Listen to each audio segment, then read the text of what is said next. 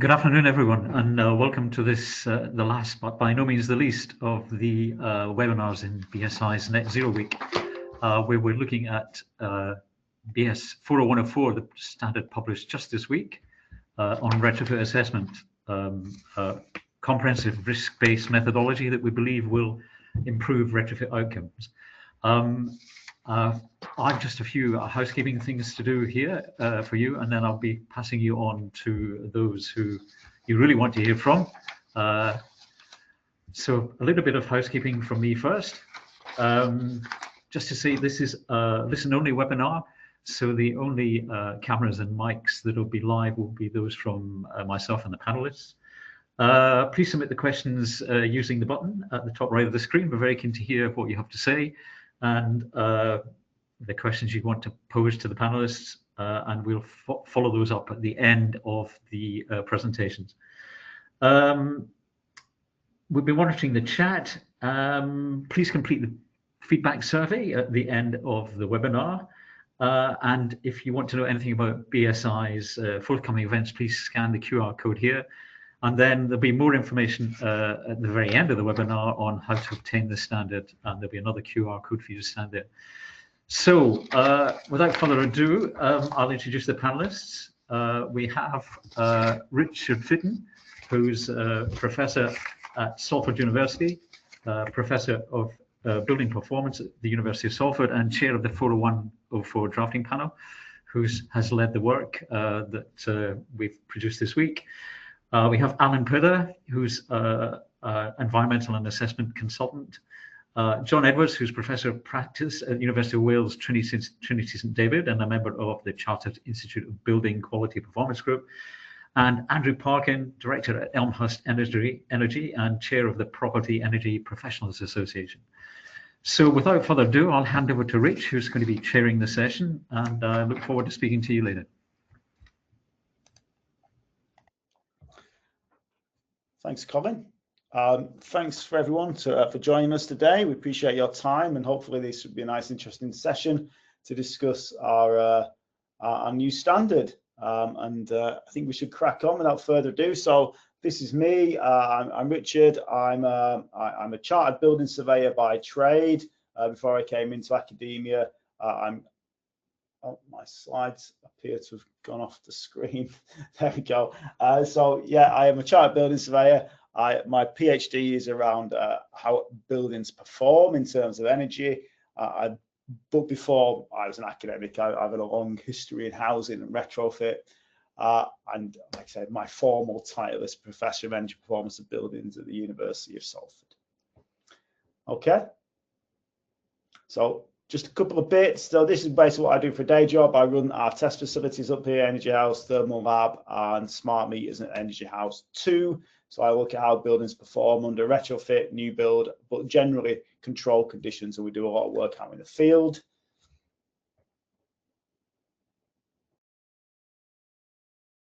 So whenever we present retrofit, it appears in the UK, we're duty bound to present some retrofit disasters. And for everyone's delectation, I'll put two forward today.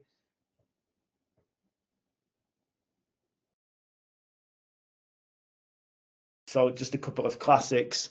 There's only two. I've not got time to do a lot of different ones. This is just to say that when we look at buildings in a closer way, hopefully we can start to mitigate some of these things happening, because a lot of these could have been solved before we even set foot on the site with our external wall insulation and render systems and everything else that we see here. It's just a case of let's look at the building in a careful way before we start to make retrofit designs, do the installation, and leave people with things that look like this. Okay. So a wise man once said, many issues can be solved by assessing a home well prior to retrofit. That I made up that, and it's a total lie. It's not a wise man, it was me that said it, because no one else has said it. And I think it needs saying. I think if we do look at buildings carefully, then we're going to get to a more successful stage in retrofit, generally. And I think that's really true. Okay. So retrofit assessment. Well, firstly, what is retrofit assessment? Some of us may have done some of it, some may be aware, some may not. So let's just take a back step and have a look what it is. So the standard kind of defines it as this. It's the process of surveying, inspecting, assessing and recording the relevant characteristics of an existing dwelling in order to provide sufficient information for the preparation of a retrofit. Okay, so gathering data in order that someone, whether it's a designer, contractor, whoever, can then do a successful retrofit, because we as retrofit assessors might be the first and possibly only people to step foot on that site to take a look at it before we do some stuff. Okay, so I'm going to be really clear and caveat this entire standard and presentation. This was developed off the back of a requirement of 2035 that said a retrofit assessment standard would be forthcoming. This is said retrofit assessment standard, and that's probably the last time that I will mention 2035.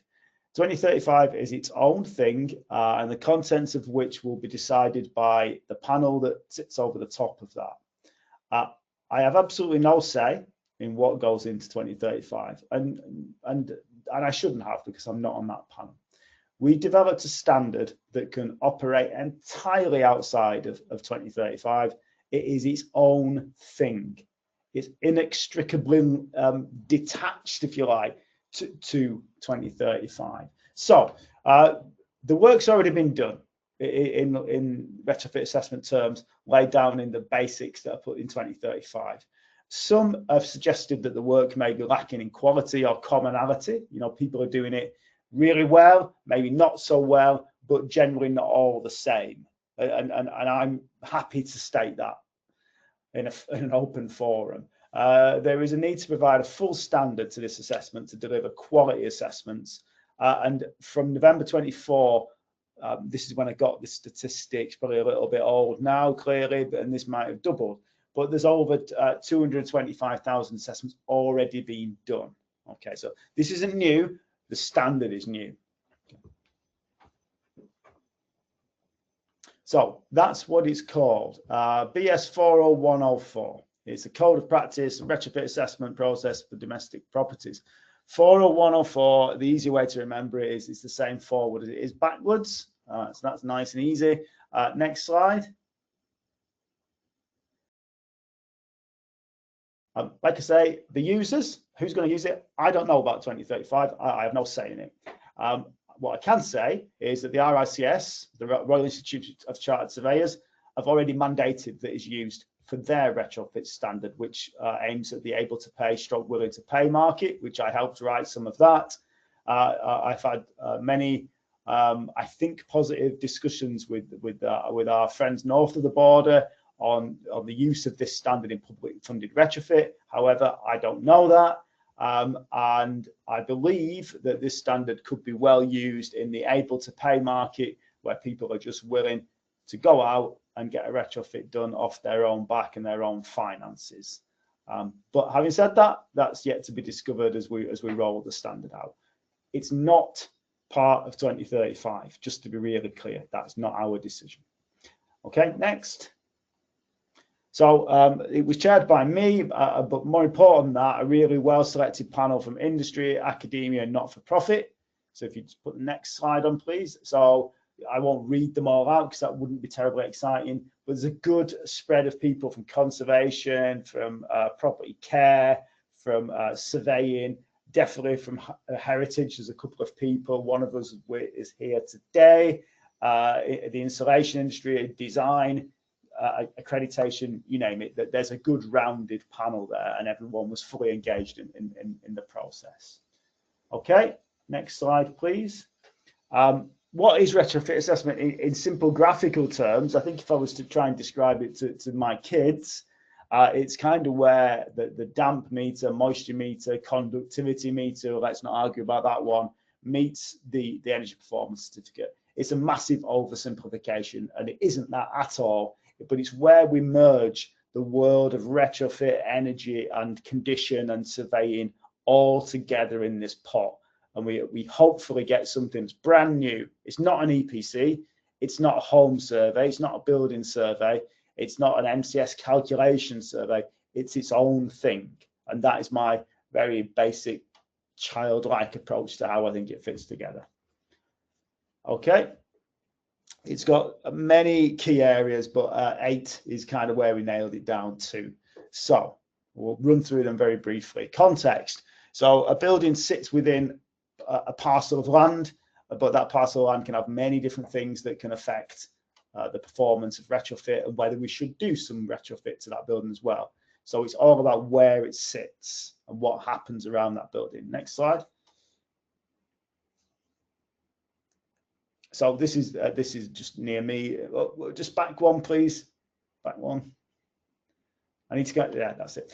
So this is just a street in Rochdale near me, and this gives you an idea of context. On the right hand side is one of the main roads through Rochdale. At the back of it is a series of locked gates to kind of stop people going down the back too much, and it's clearly a terrace building surrounded by other buildings on the left and right as well.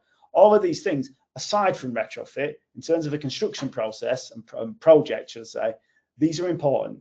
Difficult to put scaffolding up, difficult to get things around the back, difficult to store things on site. All of these things, they're not defects, they're not EPC stuff, but it's part of retrofit. Thus, it's part of the assessment. Okay, next. Condition. Condition is probably the one that is I shouldn't say more important, but certainly newest, and the one that we don't often associate with energy and retrofit. Okay, so next slide. So again, this is that same property. It's got massive problems with damp, mold, and condensation. It's got many areas of penetrating moisture. It's got a terrible quality of construction outrigger on the back. It's got many things that are just total chaos with that building. But ultimately, we shouldn't really be doing any retrofit at all on that building until these issues have been solved. And I think, and hopefully the rest of us think, that until we've resolved those issues, no retrofit should happen. And that is the key reason why condition is so important in retrofit assessment. And obviously, these are simple cases, but we see far more complex defects arising as we look at more properties. Okay, next slide. Occupancy. I think that the second we forget about the people who live in the buildings, then we've got it entirely wrong. Because next slide. And if we forget them, it's at our peril. We're not doing this retrofit process for the building. If the building was empty, it wouldn't be used anything. It would use nothing. We're doing it for the people inside. So we should take on board their lifestyle, their age, their current energy use, their feelings around thermal comfort currently in the building, stuffy areas, uncomfortable areas, you name it. There's many questions asked in this document about occupancy. And also we bring back the occupancy assessment from the ill-fated Green Deal, which will help us to transform some of the energy savings we make either higher or lower, depending on the current energy use. So I think that's a nice thing to bring back. We should have used it much more often, I think. Next slide. Ventilation. Again, if we forget ventilation, it's all gone wrong. I said I wouldn't mention 2035, but I will. 2035 nails ventilation. It proves that we have to do it, and it proves why we have to do it. And if we ignore ventilation for any part of retrofit, whether it's assessment or completion and evaluation, it's all gone. So we have a very detailed ventilation assessment that was written by 2 experts on our panel. And yes, we will be using devices to measure the flow rate of fans, and I make no apology for that. We will get sensible data, and I think we'll find a lot of extract fans and mechanical ventilation systems do not work or do not work as we expect them to do. And when we find that out, then that's a good thing, because we can replace them or deal with them and put retrofit in place that helps with that. Because they might have a flashing light on the front and spin around and make some nice noises, but ultimately if it's ditching into the loft like that one is, or just not working, then pointless. Okay, next slide. Energy. So energy is probably the bit that is used the most frequently for retrofit. And we haven't really brought many new things in terms of energy. Yes, we still need an energy model. We've opened the door. It's not just RD SAP. It can be SAP. It can be PHPP. It can be DSM, so IES or Design Builder or Energy Plus. Pardon me. It can be ISBEM if you so wish. The fact is, as long as it kind of meets a certain standard, then we do it. But also we bring in extras. So we ask about smart meters. We ask about in-home displays. We ask about tariffs and consumption and X, Y, and Z. So it's an EPC plus.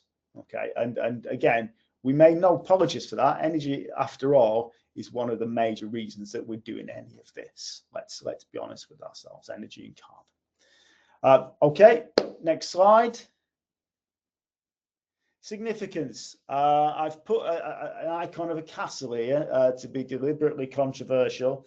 When we talk about significance, by the way, we mean heritage buildings and things that have architectural, cultural, historic significance. Assets that we need to look after, whether that's an old street of terraces like we see here in the middle, whether it's the Shambles down in York, or whether it's a lovely, that's actually Dun and Massey down in the National Trust near Manchester Airport. They all have unique characteristics, even the terrace in the middle. It has something to offer in terms of heritage. And we don't ignore that. We treat it very seriously. We have a new significance assessment form that was designed by John Edwards, who's on the call today, and he will talk to us about that. We've reworked it. I think we've made it easier, but no less detailed.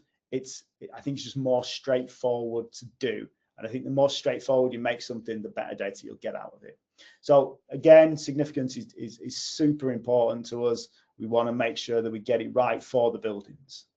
Okay. Next, reporting. So I've seen many, and I could say this in a public forum because someone's already said it in another public forum. I was asked to assess the entries for the Retrofit Academy for their Retrofit Assessor of the Year. The one who won it was great. Absolutely no problems. The person should have won it. The ones I was asked to look at, to say that they were a wide distribution, as we would say in statistics, is an understatement. I think we see some good, we see some really good, and we see some very bad surveys. What we've put together, this is okay. What we put together, myself and Andy Parkin, who's also on the call, and many others contribute as well, is a standard reporting process. So it looks something similar to that sheet on the left-hand side there, but now it looks much more beautiful because BSI have helped us design it up. You will be left with no uncertainty about exactly what you are to collect, down to the nth degree of detail. And I guarantee that everyone, if they follow this standard, and they do it probably digitally rather than pen and paper, I think that might be an advance that we need to make, will get a harmonized data set that will be the envy of everyone else. It will be a brilliant data set for that property. And it will help the designer, it will help even the evaluator at the end by saying what that building was like at the start. We ask for photographs, we ask for floor plans, and before anyone starts, no, they don't have to be done on CAD like the ones here are, but they have to be legible. We might ask for elevations if they're required to point out obstacles on the walls and things, and the site plan, maybe taken from Google Earth, I'm probably quite happy with, which shows things like that main road. It shows things like that back alley, as we'd call it in Rochdale. And it shows like there's a stream running down the back and flood risk and stuff like that. It shows it all in an easy to understand way. And again, drawings have been with us for thousands of years. Well, why would we ever want to get rid of something that communicates something so well? It won't take long. They don't have to be done on CAD. They don't have to be done on separate sheets and everything else. They just need to be legible. We've given some symbols, we've given some sensible colors to use, we've given some sensible layouts to use. And do you know what? I think that will help rather than hinder. Next, qualifications with a big red X next to it. We are not interested in qualifications. The reason why we're not interested in qualifications is we've written a good standard, I believe. In fact, I'd say we've written an excellent standard. It's now down for people who create, write, and design qualifications to bring something to the table that fits the standard. We cannot write a qualification before we write the standard. Therein lies the path to madness. We've given a sensible thing. Now someone needs to do a sensible qualification, some sensible training courses, and deliver them well so that people can use this standard to the level that we anticipate. Next slide. So, overview.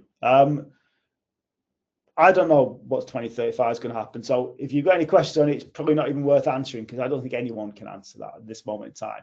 2035 is having changes made to it, I think, at the moment. I think it can be used on all domestic retrofit outside of 35. I think it puts air tightness and airflow firmly back on the agenda. I've seen lots of things recently, online, offline, chats with other people. I don't do airflow measurements because they don't pay. I don't do it because the client doesn't ask me. If we're doing it to this standard, you have to do them. To comply with this standard, you have to do them. It's undergone scrutiny through consultation, which I'll talk about in a second. I think it's a huge opportunity for high quality data. When I speak to my colleagues out in Europe and further afield, no one is doing this because ultimately they're not in this mindset yet. But I think because we've had some retrofit disasters in the UK, and we do seem to keep seeing them as well, after 39 had just gone, taken off the list a few months back. We do keep seeing them, so we do need to do something about it. But we are the envy of other people who aren't collecting this data. I think condition combined with energy and the way we evaluate that is just a pivotal moment. And hopefully it will help to minimize poor retrofit and poor outcomes.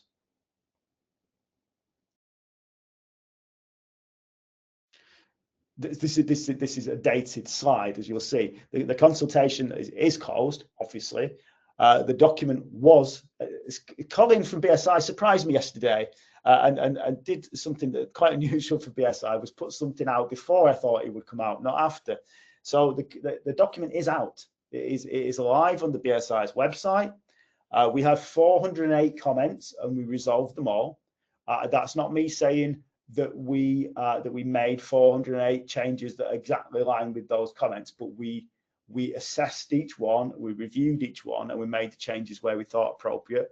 But in the vast majority of cases, we made the changes we were asked to make, and the vast majority were very, very sensible. There's some very sensible people that came forward to that. It's out there, and I would advise anyone who's interested to take a look and to see what they think. But I think as a group, and we'll speak to the rest of the group in a second, we are very, very happy with it. And now I shall hand over to Alan. So Alan, I've worked with Alan for a number of years, and I think he's one of the best people certainly in the UK around looking at occupancy and energy when it comes to retrofit. So Alan carried out a lot of the work around the energy performance and occupancy section, if you like, of the standard, and he's made it something that I think is all encompassing. So Alan, tell us about energy performance and occupancy, how they fit together and why it's so important. Okay, hello everyone. Thank you, Richard. Richard's actually said quite a bit what I was going to say, but I will give you a bit of an overview of the two sections I was mainly involved in. So I led on the working group that looked at the occupancy section and did the first draft of the text for that. And I was also on the energy performance working group, which was led by Andrew, who will be speaking to you himself shortly. I'll start with the energy performance because this, I think, was the easy one in terms of the work we had to do for this standard. It's pretty straightforward. within the standard because we've referenced other approved methodologies, as Richard's already mentioned. So they're all well developed or undergoing substantial changes now or in the immediate future. So we didn't feel we needed or wanted to get involved in the nitty-gritty of that. So that the standard refers to most up-to-date methodologies, and the examples being National Calculation Methodology, NCM, rather than any mention of SAP or RDSAP, and Passive House Planning Package or dynamic simulation modeling are also mentioned. And what we said really regarding the level of detail is that defaults or simplifications that are acceptable for some other purposes, such as EPCs, should be avoided whenever you've got the information available. So in my view in particular now, that would be the full information on rooms and the roof, because you're going to need those for your retrofit design.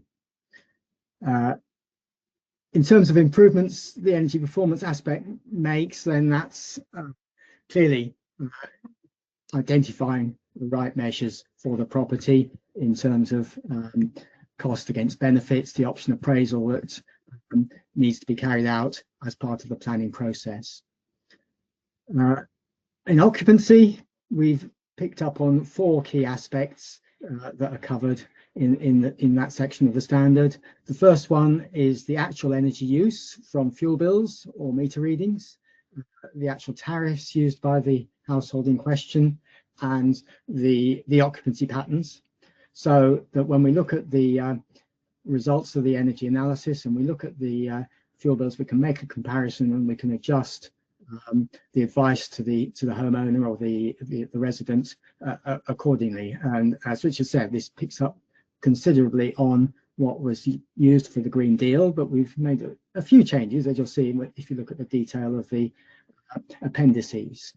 The second section is specific considerations for the occupants themselves, so whether they're vulnerable, whether they're old, disabled, whatever, so that their needs can be taken into account. The third aspect is the baseline information that will be needed for a good evaluation of the project post retrofit. So you obviously want a before and after comparison. So as well as the baseline energy assessment, we want to know things like whether the comfort for the household has been improved and so on. And then the fourth and final section is that the occupancy assessment is clearly going to be an interview with the occupant. They are going to have information about the dwelling that you're not going to get just because they're there 12 months of the year in all weathers. If you're visiting in the summer, you may well not be able to appreciate the extent of any mold problems, for example. So we're saying the occupancy assessment should be done in all cases unless the property is empty. Obviously, then you can't. Or if you know that the current occupants are going to be out while when the retrofit happens, they're going to be kicked out and not coming back. In which case, again, it's not going to be particularly relevant.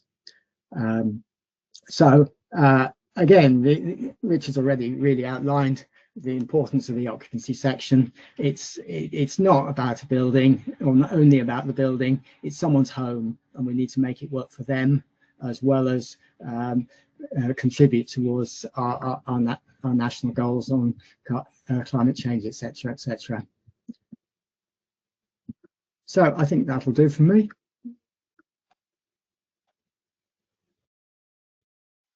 Thanks, Alan. Sorry for slightly stealing your thunder, but it was all good, all good. John, so I mentioned John as we worked our way through the slides. So I think in terms of heritage professionals in the UK, John is very high up the rankings. He certainly took a leading role alongside Joanne Williams on doing some of all of our heritage part of the document. And hopefully we've got something now that puts heritage in a more easy to deal with light, John. So if you can take over from there, that will be excellent. Thank you, Rich, for that very kind introduction. I just want to say that, well, a little bit of background to myself, I suppose. I am a chartered building surveyor. I'm a chartered construction manager and a chartered environmentalist. And I have spent a lot of time on retrofitting buildings, assessing buildings which have been retrofitted. But I suppose a lot of my professional life have been involved what I would call building pathology, which I think is a skill set you need when you are undertaking retrofit assessments. I have actually worked in senior roles in CADU and English Heritage many years ago. So yes, I have a lot of expertise in that area, but I do work on other types of buildings as well. From my perspective, I see this as a common sense, robust standard on how to undertake retrofit assessments in a proper way, And I think it's all overdue, to be honest. And I would say that all of it is relevant to traditional and historic buildings, but I can pick up a few points. So in section 5.1.2 of the standard, we talk about the various different statutory and planning consents. And in this document, we outline exactly what they are. We don't provide all the detail about the ins and outs of each particular type of protection, such as whether it's a World Heritage Site, whether the building's in the conservation area listed building, but we do signposting so the readers of the document can find out accurate information and what all that means. And if I can pick up section 6.1.2, this is about undertaking a proper condition survey. Picking up the construction type, which I think is critically important, because if we consider how many traditional buildings there are in the UK, there are loads of them. It's not just those which are built before 1919. It is those buildings which were built outside those particular age periods. So we're talking about a third. So a third of all the buildings we deal with on average are of traditional construction, and very often they are misunderstood and they're treated the wrong way. So in this document, this robust document, it's highlighting you've got to assess the building, you've got to assess the construction type, and hopefully that will lead into the most appropriate treatment if the retrofit assessment has picked up all the necessary information. And following this document, that's exactly what you will be doing. In 6.2.2, it also mentions changes. And when we're talking about traditional buildings, most buildings have gone through some sort of change in their lifetime. But when we consider traditional buildings, we can often see that they have been changed. They have been changed with inappropriate materials, which causes deterioration, causes problems like moisture entrapment. And if we consider, as a rule of thumb, around about 80% of all problems in buildings have something to do with moisture, we will understand that these issues, well, it is critically important that we pick up these issues during a retrofit assessment process, the changes which are being made, from the major changes to the very minor changes that some people might think are inconsequential, but they really do make a difference where the performance of the building is concerned. In section 6.6, that's the significance analysis.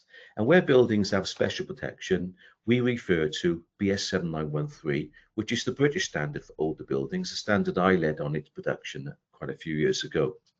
But where we have buildings which do not have any special protection, there is an assessment of significance process within it. I mean, those buildings don't have any legal protection in terms of special protection, but we are acknowledging that they do have some level of heritage value. I mean, all traditional buildings can have some level of heritage value, by the very fact they've been around a long time, but sometimes it's very small. And whilst we call this a significance assessment, what we're picking up is features, materials, and the context of the building itself. And whilst in Annex E of PAS 2035, there is the same sort of process within it, what we've done here, we've made this process equally as robust, but it's easier and simpler to do. In PAS 2035 Annex E, it asks you to fit your heritage values into group heritage values. We're not asking anybody to do that. It's superfluous, really. We don't really need to do it. So we've omitted that part of it. So this should be, it's equally as robust, but easier to do. Do I need to say any more? I don't think so. Over to Andy. Oh, John's doing his own segues there, putting me out of a job. Thank you, John. I'm just practicing. I may have to do it one day. Okay. Thank you, John.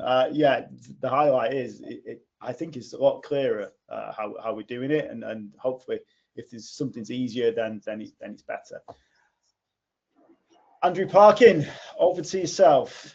What we're going to want to hear from Andrew is when this goes out into the great wide world, and we're talking accreditation, standardization, training, audits, how does all this work? And in particular, how are you going to deal with this? Yeah, thanks, Rich, and thanks for the opportunity to speak today. I'll just add on to a little bit. To be fair, Rich covered off an awful lot what I was going to say as well, but that's fine. This has been a bit of a labour of love. It's taken a while to get through, and we've had so much engagement over it. We've had to take the time over that as well. There is somebody here that has been so important in this process as well that unfortunately can't make it, and that's Joanne Williams. I think Rich mentioned her before, and it was such a labour of love for her that she's had to go and swim the channel just to top it, I think. So I think she's doing that this weekend. So well done to her and good luck to her. Right, so I'll do a bit of history lesson, and I'll try and be as quick as I can be as well with what I need to say. So Rich doesn't want to talk about PAS 2035. I kind of have to touch upon it, I'm afraid. So we know PAS 2035 came out. It was a result of sort of each home counts review, which asked for a robust and joined up industry-wide compliance and enforcement regime, and a standard, and PAS 2035 sort of came out of the back of that. It was launched in 2019, created a number of roles, 3 roles, one of which was retrofit assessor. It has some details around what retrofit assessor is and also what retrofit assessment needed to do, but it wasn't robust enough. It wasn't detailed enough. It never intended to be. It actually called for this standard to be created. So we always needed to do this, and indeed that's what we've done. I think from my perspective as somebody who works in accreditation and certification, it does pose a little bit of a problem, but there's 2 ways of sort of tackling that problem. It would be incredibly helpful for all schemes, all training providers, Trustmark, local authorities, other stakeholders, if it was incorporated as is in its entirety back into PAS 2035. It would create this nice level playing field, a quality-led level playing field. And I think the real big win is what Rich has already highlighted, which is that data standard that comes off the back of this. Yes, we have a data standard for energy. If you use SAP and RDSAP or one of the DSMs, you know, we've got a sort of a data set that's standardized and is interoperable. But this will be the first time we can incorporate condition, ventilation, historical significance, context, all those data points into one place. And I think that's really the big win here, and why I believe it has to go back into PAS, because as we know, PAS is used for government funding. Nevertheless, it is a standalone standard. It can be used for anything, any process involving retrofit where you need to assess a building, and likewise if any government, devolved administration, local authority wishes to run a program and this is incorporated in the framework, it is ready to go. What we need to do is a number of things. So when the original retrofit assessment role or process was sort of put out there, as schemes, we sort of got our heads together via the trade association. The majority of schemes in this place, in this arena, sort of work within, which is PEPA, and we created a scheme requirements document, which covered sort of beginning to end the process of being a scheme and what we had to do, including things like competency and quality assurance, and inter-scheme operations. And effectively, this gives us an opportunity to review that again and almost to sort of start that process again, but with a standard to work off rather than having to create the standard ourselves. So I'm really sort of enthused by that we've got something to work off, and it's something that we can all point to and do the same thing against. It is a bit harder than that. Just saying that there is a bit more to it than that. Obviously, we need to ensure that we make some decisions on whether we're running two things in parallel, so the current PAS process with current retrofit assessor in it, or we do a separate one for retrofit assessor on its under BS 40104 on its own, or we try and bring those things together, and I rather think that's probably where it will go. So once we've sort of established how the, sort of the framework hangs together, we need to sort of like figure out how that fits in with our new framework that we're building at the moment. So we have this ongoing review session where we're bringing retrofit coordination and assessment into being, so that we can look at how they work together from a quality assurance point of view. So that's sort of the first thing. We need to look at competence. First and foremost, I think we need to agree what that looks like. The standard is effectively the competence, and then we just need to map against that those that are currently practicing, those that are those current qualifications that exist, and then other professionals, people like RICS professionals, chartered surveyors. They're coming into the industry en masse, and that's a fantastic thing. We need to look at their competence and map them across. Quite handily, the RICS retrofit assessment standard is very, very similar. It used an awful lot of what was put in together, and in fact they were sort of created in line with each other at the same sort of time. So that's rather helpful there. But nevertheless, we've got to do that mapping exercise. And I think we've got to agree what a good retrofit journey looks like. And I think we understand it from a start over here, finish over here with measures installed and checks and balances to make sure that they're good, and any learnings that come out of that. But actually, I think, and I know others agree, is that a great retrofit journey can just be the retrofit assessment and a medium-term improvement plan. That's good because you've understood the property, you know what you can do to that property, you can put it into a rough timeline. What should you do first? What should you do next? What's the last thing you want to do? And I think we ought to sort of figure out how to make that work as well. Clearly, we're going to have to develop software to address the needs of the standard. But again, we have got this data standard built into it. That is really, really, really helpful. So I'm glad we've done that as part of the development here. I'm also really excited about the things that are possible in the future, things like APIs that can plug in and plug out of software so that we can have really good data, up-to-date data coming in. I'm really excited about the opportunities of AI and being able to assist assessors so that you can do an even better job. And we need to agree on what current outputs need to come out of the back of an assessment in terms of the reporting as well. But again, we've got some really strong assistance as a result of the standard. And then to sort of back that all up, we need to modify our quality assurance procedures as well. And how do we support our members to do a good job?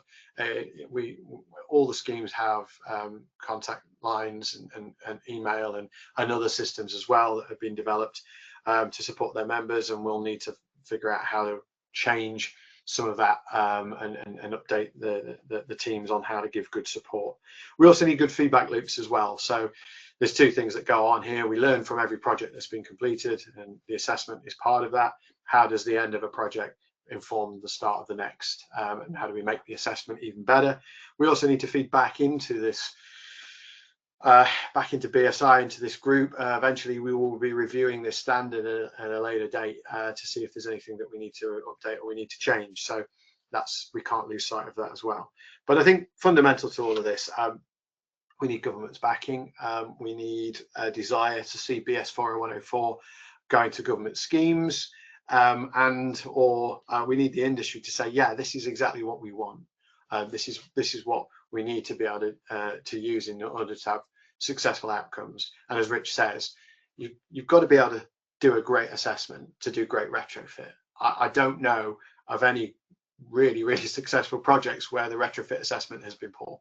It really does start with a retrofit assessment. So we are looking to industry to embrace this, and we're looking to governments to see this through and incorporate it into their frameworks and to their funding schemes. So yeah, I think that's as much as I can say at this moment in time. I think we've probably got some questions now. If Rich, you're happy for us to do our own segues, I'll hand back to you. Thanks very much. I noticed something as we're all talking then. It sounds like we are kind of salesmen trying to sell this standard. And bear in mind, we get nothing from this. We've all written it for free and we don't get anything from it. I think it's because we're all passionate. And you know what? I think that this is my moment to thank everyone involved in writing the standard, people who are here and the people who aren't here. This has to be done with passion and commitment, because we're not doing this for the money or the glory. We do it because we want things to work properly, and hopefully that comes across in the document, being so precise and all-encompassing. Because we've had some arguments and there's been some light-hearted discussion as well, but yeah, we all got there in the end. Right, we've got 15 minutes to answer an absolute stack of questions, so I'm going to make an attempt to do some kind of speed run here on answering questions. So guys, if you can all put your cameras back on, I'm going to go through the ones that I think are relatively straightforward and easy, quick wins. And then I'm going to farm the more difficult ones out to you lot. So that's my intention. So just bear with me while I kind of get to the top of this list, because some are pointed straight to people. Right, I'll take them. I'm not going to put names next to them because I don't know if we need to anonymize these kind of things, but you'll know who you are. How do you expect the standard to be used with void properties? Void properties are difficult for everyone to survey for more than one reason.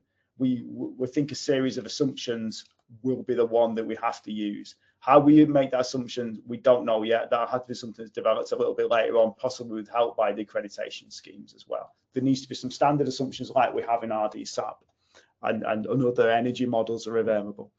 So that's the first one. I'm going to try and pick some of the ones that we can get through quite straightforwardly. How do we ensure consistency in categorization of defects? So this was one that we spent a long time going around on, and we simplified it to a very simple process. There's A, B, C, or 1, 2, 3. I can't remember the top of my head. It does need work before retrofit, it doesn't need work before retrofit, or it needs further investigation. And there's some really clear guidelines about which is which and why you should pick each one of those bands. We could have gone 1 to 5, 1 to 10, but that would have been the path to madness as well. So we chose that as a very simple way of doing it. It works for surveyors, it will work for us. We're going to do the money one last because that's the interesting and exciting one. I work for an organization developing qualifications and standards. I'm going to kind of chop the little bits out of this. Some people use AI. Andy mentioned AI. I'm not a huge fan of AI, but it's got its place for doing some things. It could help label drawings. It could help label photographs. It could help do so many different things. But what we need to make sure is it's not doing everything, and it's not taking us away from that building.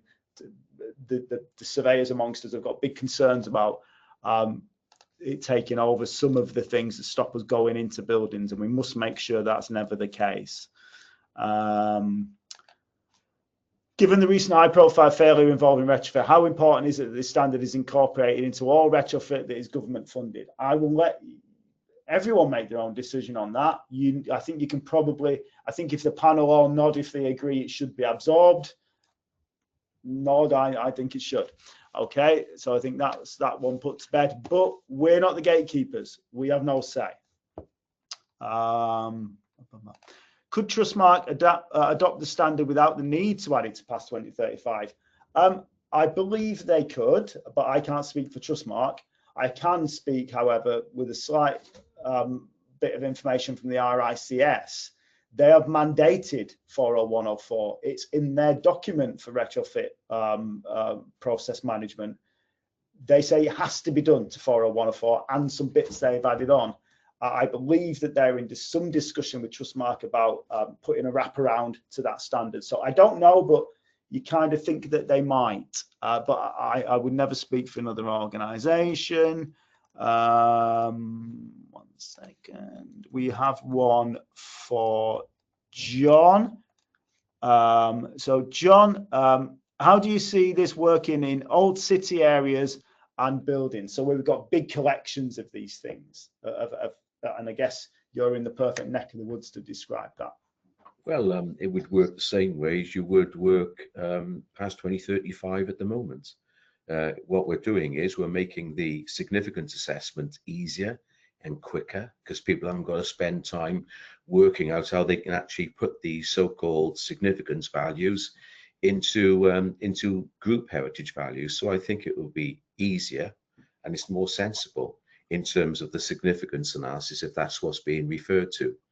In terms of the other issues, it's just about doing this job properly. I've said at the beginning of my presentation, this is about doing it in a proper way rather than in a way in which is just a quick way of actually getting through a retrofit assessment.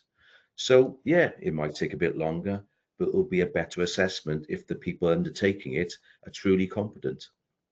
Yep, agreed. Alan, one for you. As part of the post-retrofit assessment, I think that should probably say pre-retrofit assessment, is a new EPC generated? And also post. So, no, it's completely independent of the EPC process.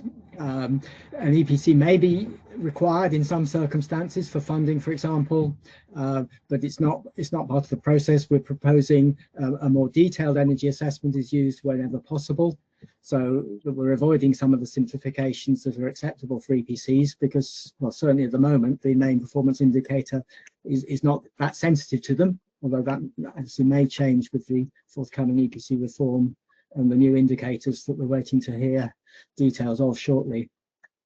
Yeah, I think I would add to that, Alan, is you could very easily merge them together. You know, the data set, Mr. Parkin has been involved from the energy assessment world. Would we think that is a massive leap between doing an assessment and an EPC? Absolutely not. Probably the lion's share of the inputs, Alan, are there, aren't they? It's probably plus and minus things, I think. There wouldn't be any problem issuing the EPC based on that information if it was required.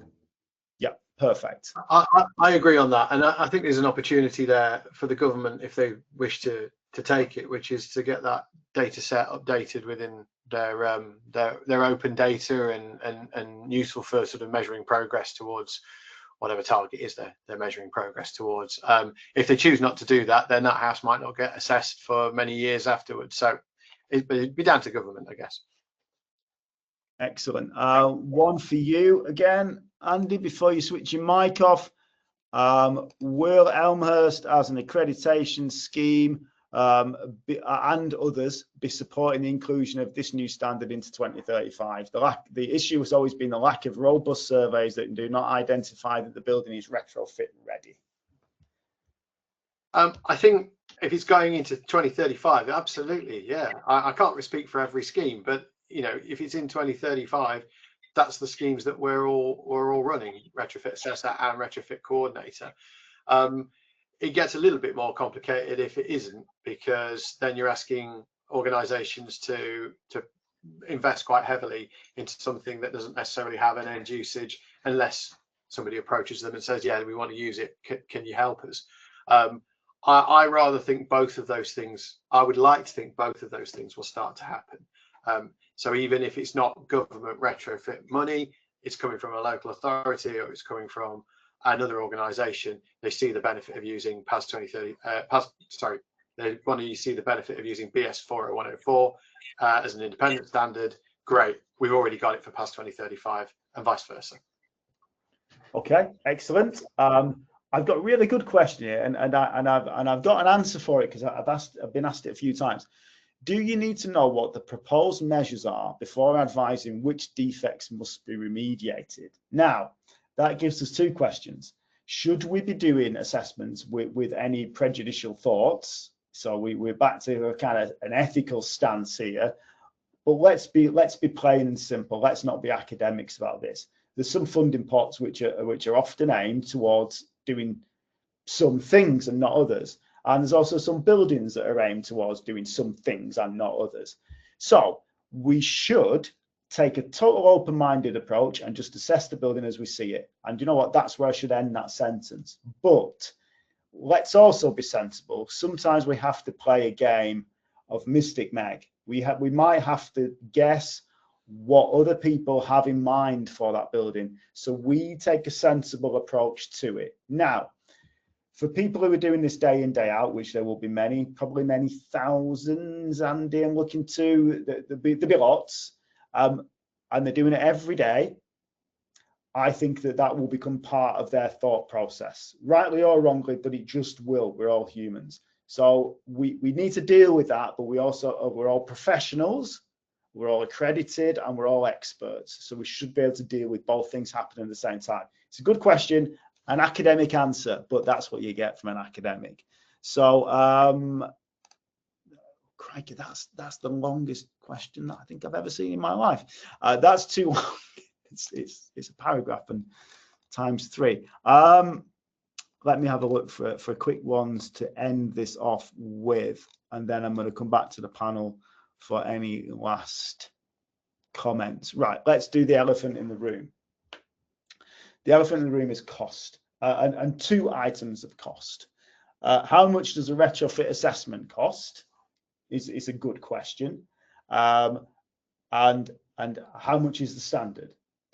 How much does a retrofit assessment cost? Well, I don't know is a simple answer. How long does it take? I might be able to give a more sensible answer on. Take that terraced house that you saw in Rochdale then with the main road going down the front of it. Is it 2? It might be, I think it's 2-bedroom terrace. Pretty pokey. Lots of defects, lots of issues, lots of problems. That took me about an hour and a quarter to do. Okay, I'm a building surveyor and I can do buildings and I can look around them fairly swiftly. But that was the first time I'd probably done this version of a retrofit assessment. It was probably the first time anyone in the entire universe had done that type of assessment because it's brand new. So I was testing it out for my own sanity. So that's how long it took me to do that. Read into that what you will. How much is the standard cost? It's 330 quid. Many people are saying, why is it 330 quid? Because that's what BSI charge. That's the end of the story. Do I think it should be made free? I absolutely 1,000,000% think it should be made free. And I would advocate that every single person on this webinar emails the government or their MP or whoever they wish to do and scream about it from the rooftops, because it's not just this document. There are many documents that we have to pay for a retrofit. It's not a BSI thing. BSI have to pay. They have to develop the standards, print the standards, update the standards. There's a heck of a lot of work in managing all those lot to get us lot to write something coherent, particularly me. So it's not a BSI thing. They need to have their costs covered. Should government be covering it or some other people be covering it? Yes, they should. That is the job of us all as an industry, to get up now and bang some drums and get this made free, along with all the other standards. Past 2035, if you were to buy every standard in it, £16,000. If you were to buy every referred document without a subscription, without a discount. So let's all as an industry think about that. And let's think about getting that open access to all the standards, so no one has an excuse. Look at me banging my pen. Making sure no one has an excuse not to get these documents. Let's get them all in one place, online, readable, and easy to access. I think I've probably said my piece. Does anyone else have anything to add on this, gang? I just hope that's not an expensive desk, Richard. This is a mouse mark. I agree, completely agree. Yeah. Completely agree. I would like to see as much sort of effort to lobby for that outcome as possible. At the very least, you know, this is a standard that will be used, we hope, for every single retrofit that's going to happen in this country. The greater good here is that we save millions and millions of pounds on poor projects that we could have avoided. That's the win. Okay, I'm going to answer one more question, because it's a sensible one. What level of surveyor is expected to undertake the standard? We don't expect surveyors to do it. They will do it, but anyone can do it. It meets the competencies that are in the back of this document. If you feel you meet them, this is where we need our qualifications colleagues to step in and help and do this. I'm now getting frantic messages saying wrap it up. So I'd like to thank everyone involved for this. I'd like to thank BSI for all their help. Colin for being a great assistance all the way through. Colin's got an exceptional team underneath him. Catherine Russell, Mark Jenkins need to be held very high in everyone's regards for getting us all together. Colin, do you have anything to add? And panel? Well, I'll let the panelists talk first, but I think just from BSI's point of view, it's just an immense thank you to Rich and to the panel and the wider panel, and to obviously my colleagues in the editorial team for getting this over the line. And we really do believe it's going to improve retrofit outcomes. And so it only leaves it for me to say a big thank you to the panel, a big thank you, and a big thank you to everyone out there in the retrofit community. This is my swan song at BSI because I'm retiring next Tuesday. And so with our final slide, I'll just give you the link to purchasing the standard on our website. So if you follow the QR code or the link that my colleagues have put in the chat, you'll be able to access our BSI knowledge platform and you'll be able to purchase the standard. And since I'm on my way, I've put there the contact details of my line manager, Simon Hamlet, our senior standards manager. And if you any further queries about BS 40104, please forward them to Simon at the email address given there. And so just finally to say an immense thank you again to Richard, John, Alan and Andy, and to wish you a very good afternoon. Thank you. Thanks all. Thanks, Colin. Congratulations. Thank you. Okay. Thank you. Yeah, thanks everybody. Congratulations to you. I think you've done a great job, and I'm very hoping that BS 40104 will be used when they come to retrofit my block of flats. So anyway, yeah, and all the best, folks. I don't know whether David's switching this off, but it's been great working with you. Really, it was a pleasure, and it was really fab to catch up with you all in Salford and meet you in person. So. It's been a pleasure, Colin. Thank you very much, and Yep. Congratulations on your retirement. All the best. Oh, thank you. Thank you. Yes. Yes, comes to us all. But anyway, I wish you all the very best with what you're doing. You're obviously very passionate about it, and I'm sure there'll be good uptake, and I hope.